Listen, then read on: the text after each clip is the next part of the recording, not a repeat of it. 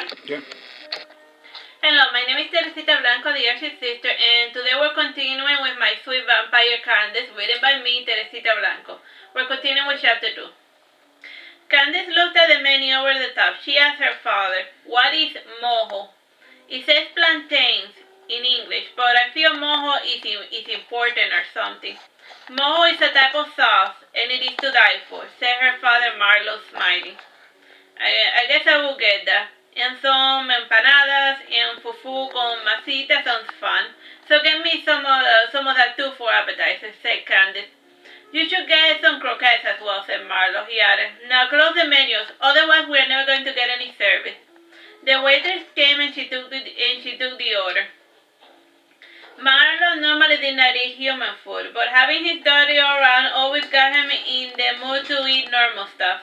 Since it had been like forever, Marlo ordered a crema de malanga, a type of creamy soup. For a drink, Candice got a Coca-Cola.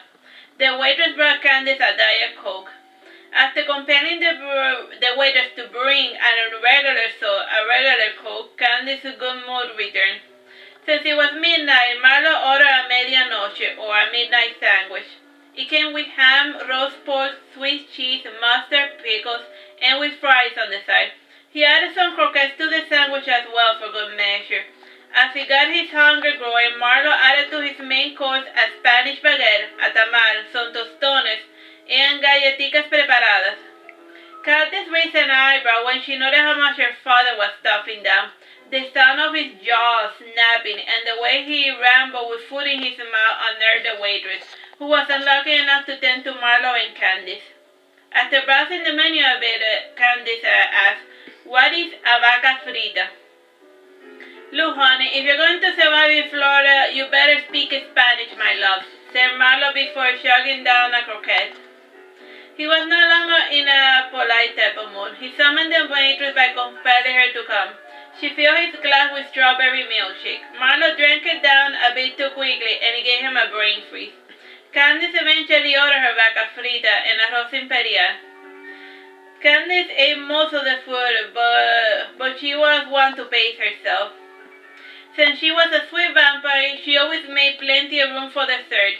What she did not eat was quickly gobbled down by her father. Candice ordered all the 4 varieties of flan they had available. She also ordered alongside 7 scoops of different flavors of ice cream. She also added, following her father's suggestion, a 3 milks and a 4 milks. The creme de la creme of the dessert was the buñuelos, made with yuca, with brown sugar and cinnamon made into syrup. At the end of her meal, Candice lay back and she sighed. She unbuttoned her jeans since she had taken in so much food. Candice said, "I think I ate too much." "It's fine, don't worry about it," said Marlo. The manager himself brought Marlo the check. With everything they had ordered, Marlo spent about $350 plus tip. Candice said, "Isn't it a bit expensive?" "It is actually a great deal, all things considered," said Marlo. Candice smiling said, "Yes, tonight was a good night." "Do you want to roam the area or go home?" asked Marlo. "I am still a bit jet-lagged, so I'm going to call it a night." "I'm just going to let the digestion take care of the food," said Candice. "Sure, there are plenty of things to do in the day," said Marlo.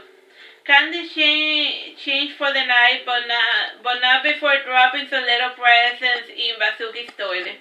The girl showered afterward, and then she went to sleep. Anya had by then finished picking an apartment. She had also moved the bed in the guest room ever so slightly. Anya had seen a roach on the wall, and after slaying it, she had set about finding all the tiny entry points for the crater. She then had sealed it with silicone sealant. She had been occupying herself in that when Candice finished her shower. Marlo said to Anya, "Candice is going to head out in the afternoon. Take her to the beach or something." "I will do one better. I will take her scuba diving," said Anya. "You're not going to take her to do that, are you?" asked Marlo. "Dad, well, you always complain about everything I do," barked Anya. "Sorry," said Marlo sheepishly before entering inside the closet. Didn't you remember that they're like in somebody else's house? They don't got like their coffins and stuff, so he just lives in the closet. Because it's the thing that most resembles a coffin. Candice left the bathroom wrapped in a towel. shower. She then removed it to enter the bed to sleep. Anya asked, "So how did it go?" "Fine, I guess," said Candice. "Nobody minded your father?" asked Anya. A few of the customers didn't mind, especially had that seem as if she saw a monster or something. But then the nonchalantness of the waitress and the manager caused the folks to come down, said Candice with her eyes closed. "Well, he's not the biggest weirdo to appear after midnight in Miami," said Anya. "Good night, Grandma," said Candice. "Good night, my little muffin," said Anya before lying down to sleep. The following day, Anya woke Candice around 10 a.m. Candice bathed and got dressed. She was good to go by 11:30. Since they were going out for a swim, Anya had bought food from the bakery before heading out. She bought some croquettes, 2 loaves of bread, some sodas, a tray of pastelitos, 11 empanadas, and some bono bread. Well, that's So you just want to make me hungry right now, right? Yeah. It's nothing but listing foods and delicious stuff that I want to eat. Got it. Yeah. How much time we had left? Oh, like 8 minutes. We're good. Well, Anya drew, it was Candice's job to feed Anya some bono bread whenever the light turned red. For the diving scene, Anya drove down to Isla Monada to the Wahoo Bar and Grill. She had rented a boat from a friend who supplied the shrimps and fishes to the restaurant. Candice passed by the place and she smelled the fish. Candice was not a fish or shrimp eater, so she quickly lost interest. Since it was now noon by now, Candice was starting to feel the heat. Candice had always thought of herself as a day walker. Still, after 5 minutes under the blistering sun, her nose was starting to burn a little red. Anya smiled when she noticed her granddaughter's discomfort. Anya had come prepared for the scorching sun. Since it was particularly hot November, the temperature in Florida was about 91 degrees. A lot of the moisture in the clouds had been sucked by the Hurricane Michelle. The hurricane had just finished passing over South Florida when Candice landed. Some of the turbulence had been caused by its remnants. As for the attire, Candice and Anya were polar opposites in this occasion. While Anya was wearing long sleeve shirt and nylon pants, Candice had a bikini top and short shorts. Aside from the long sleeve shirt, Anya had sneakers and an elegant red sombrero. This straw hat was a meter in diameter. The top part had a red sash with fake camellia flowers and with a fake cotton flower. Candice wore a marlin visor and some flip-flops. The dog seemed interesting enough. It had a U-shape to shelter the boat from the wave. Facing the sea was a sculpture of dueling marlins. The beach was pretty rocky and it had a "do not swim" sign. Candice looked about a bit through her mirror shades. She saw that beneath the water there were plenty of sharks passing by. Candice asked Anya while they were at the yacht, "Do you think it's going to be safe to go swimming with the sharks?" "Sharks are always in Florida water. If you are not going to enter the water because of sharks, then you might as well never go to the beach," said Anya. "Point taken," said Candice, getting the sodas inside the cooler. Anya took the helm and slowly the maidens sailed away. The yacht was a 1970s Bertram. It had an elegant pink undercolor. The cushions were vanilla color. The yacht had a moderate speed and quite balanced form. It took the waves with very little turbulence. The water had barely any waves, and there was no wind as well. This created the ideal sailing and dehydrating conditions. The sky was a particularly crisp blue, with the sun at the center of the horizon. Eventually, Anya reached the Alligator Lighthouse Reef. There were already a couple of ships there assembled, with fellows snorkeling. Anya handed Candice a free diver oval mask. Candice asked her grandmother, "Aren't you going to wear one?" "I was born in the sea, so I don't really need one," said Anya. "Wait, but doesn't that mean that technically I don't need one?" asked Candice. "I don't know. When you open your eyes underwater, can you see?" asked Anya. "Nope," pouted Candice. Candice removed her pants and then she was ready to go. Anya dropped the anchor and she jumped into the water. Candice kind of brought herself in as well.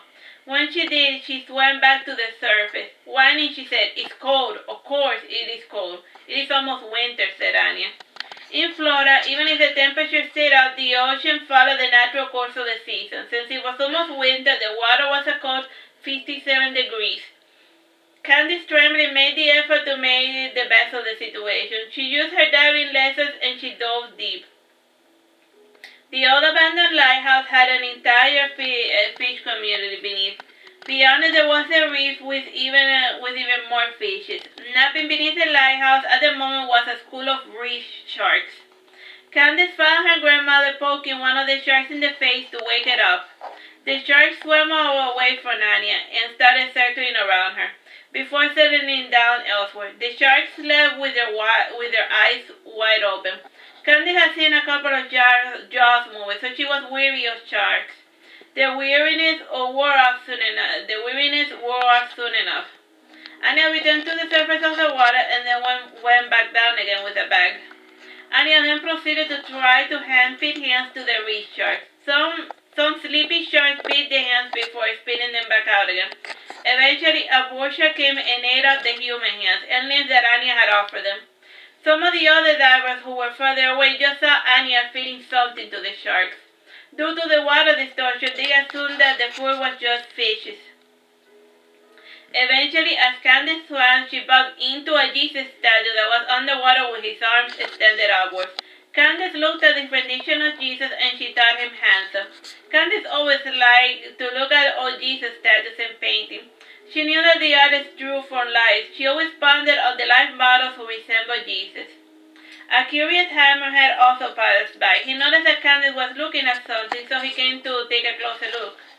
The shark bited the hand of the Savior and then saw that it was made of a strange material. Sharks touch things with their mouths, which is unfortunate for humans. Candice grabbed onto the fin of the shark and the shark allowed her to tag along. Together with the hammerhead, Candice toured all the nooks and crannies of the reef. Aside from fishes, she saw snails, turtles, snakes, and even one alligator. The reef looked nice and healthy, and the biggest highlight was a white shark. Candice swam to the surface, and then she started yelling, "Shark! Shark!" Some of the younger divers ran for it, and indeed it did not help much that the hammerhead followed Candice to the surface. With the one fin on the surface, naturally one of the fishermen tried to do the gentlemanly thing. He went to shoot at the shark, but he shot Candice instead on the shoulder. The shark just grazed her, and she yelled, "You son of a bitch, you shot me, you miserable bastard!" His body started yelling at the feather for his terrible marksmanship. A guy in a ski jet eventually came to get Candice out of the shark-infested water. The wound in her arm was bleeding quite a bit, and it was a good thing too because the bull shark had been eyeing Candice. So when he saw that she was wounded, the bull shark thought she would make an easy meal. The bull shark's face surfaced as he almost bit Candice on the leg. The fellow in the ski said that they should all be destroyed. "I agree," said Candice, looking at the fisherman with a gun. She added, "No drunk person should be allowed to hold a weapon." "Oh, I was talking about the shark," said the fellow on the jet ski. "I don't mind the shark. I just mind the asshole who shot me," said Candice. The fisherman and his buddies came out to Candice on their motor sailboats. After apologizing a lot, Candice agreed not to sue them in exchange for whatever cash they had on their person. The jet ski guy drove Candice back to her boat. As he dug, he said, "You should still sue them. I know their names, and you can make a lot of nice cash for them. And you can make a nice case for scarring your shoulder in a bit of a botched rescue. If I bring up in court, the guys might end up going to jail for aggravated assault or something. As this happened, there's no need to make a big deal about it. If it was not done on purpose," said Candice. "Shoot yourself," said the fellow before departing. How much time? 1 minute and 4 seconds. Anya had surfaced a bit to get so near when she noticed her granddaughter back on the bus. She asked Candice, "What happened to you?" "I got shot. What does it look like?" said Candice, frowning. "So I guess you're not immune to bullets," said Anya, laughing. "Hard, barked Candice. She added, "Can you fix this?"